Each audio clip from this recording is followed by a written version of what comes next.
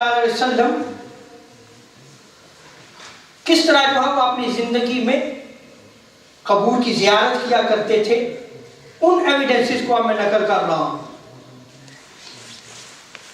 امام خازی نے جامع المسامید نے امام ابو حنیفہ کی روایت کو نقل کیا ہے۔ اب یہ احناف کی حدیث کی کتاب ہے اور امام ابو حنیفہ جو ہے وہ تابعین میں سے۔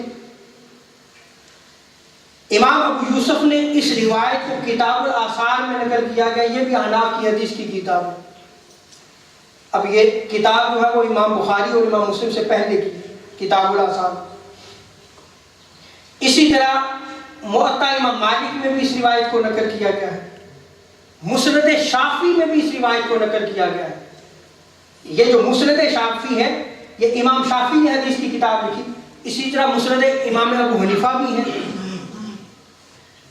اسی طرح مسند احمد بن حنبل میں بھی اس روایت کو نقل کیا گیا۔ نسائی سنن نسائی میں بھی اس روایت کو نقل کیا گیا ہے۔ راوی بیان کرتے ہیں کہ تاجدار کائنات صلی اللہ تعالی نبی صلی اللہ علیہ وسلم انہ قال نہیناکم عن زیارت القبور وقد اذن لمحمد فی زیارت قبر امہ فزوروها ولا تقولوا حجرا۔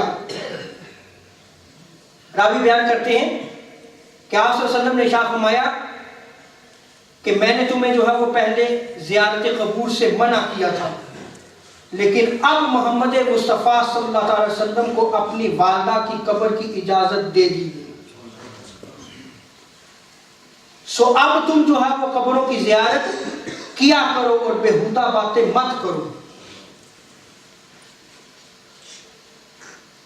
حضرت برادہ روایت کرتے ہیں قال رسول اللہ صلی اللہ علیہ وسلم کنت نہیتکم عن زیارت القبور فزوروها۔ یہ روایت مسلم شریف کتاب الجنائز میں نقل کی گئی، سنن ابو داؤد میں بھی اس روایت کو نقل کیا گیا، سنن نسائی میں بھی اس روایت کو نقل کیا گیا۔ حضور شاہ فرماتے ہیں کہ میں تمہیں زیارت قبور سے منع کیا کرتا تھا، اب میں تم کو زیارت قبر کا حکم دیتا ہوں کہ اب تم جو ہے وہ زیارت قبر کیا کرو۔